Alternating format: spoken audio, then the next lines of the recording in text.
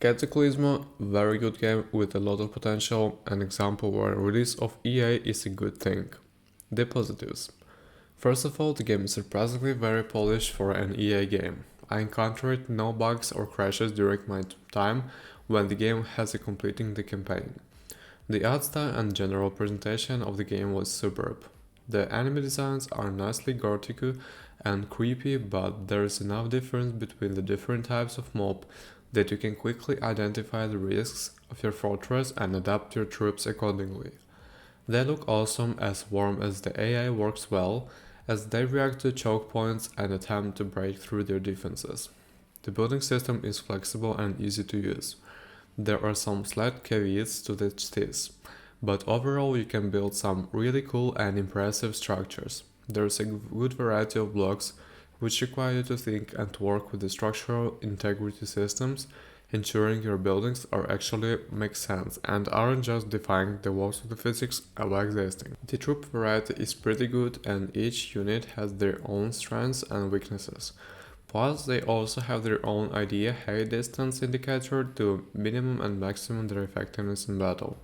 This integrates well with the building system as you will find yourself adjusting and adapting your structures to meet the requirements of your available units to get the most DPS from them. The map design is very good. I was pleased to see the endless mode has procedurally generated terrain, which really helps their replayability. The campaign maps really looks handcrafted. And it is really cool that the most of the levels have ruins of previous cities, fortress, which you can either build off an inspiration for your defenses or ignore as part of the cool century, while you can create your own vision of the fortress that will stand for the rest of better than their predecessors. Also, the presence of ruins sometimes provides some wide puzzling elements as you need to rebuild areas to reach a new terrain or objectives, and offered a nice element of environmental storytelling. The lore so far seems interesting. I did find myself gripped by the cutscenes and the way the narrative was told.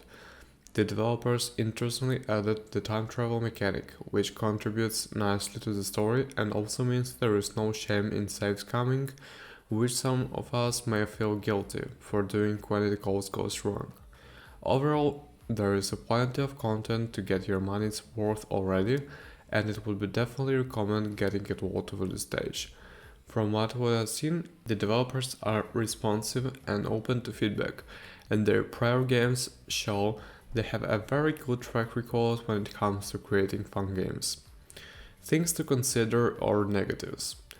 While I already praised the building mechanics, it can take some long to get used to it. Adjusting the interiors of building can be a bit of a pain with the camera, and while there is transparency setting you can use, this can still lead you to misplacing or deleting the wrong blocks in the wrong place when you are adjusting some of the finer details to your fortress.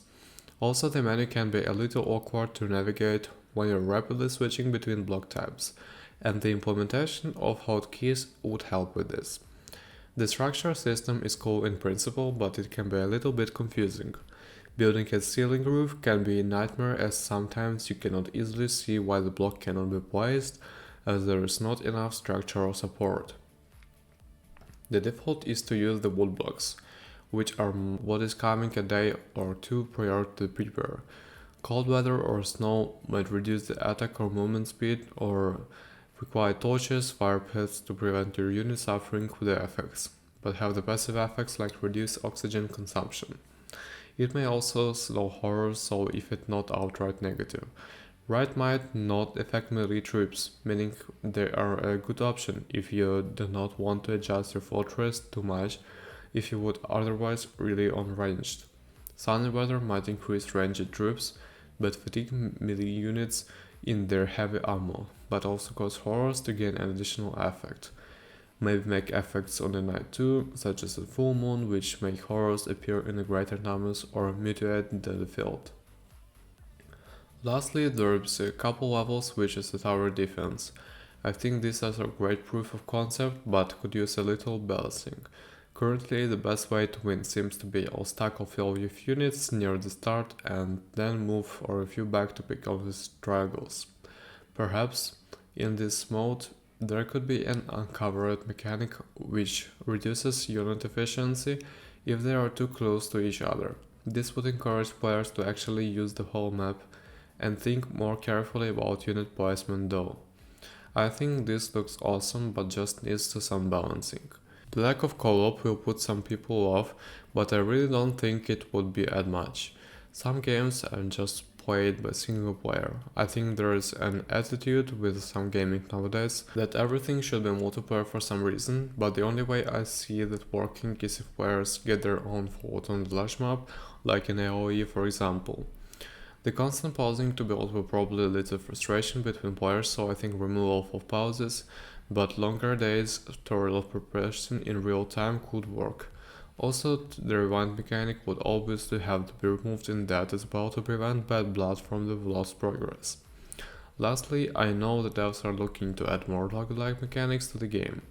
This would be a great addition, and I know from the Moonlighter that they already understand what makes the game enjoyable and how it adds value. Anyway, great game with lots of promise. Buy it.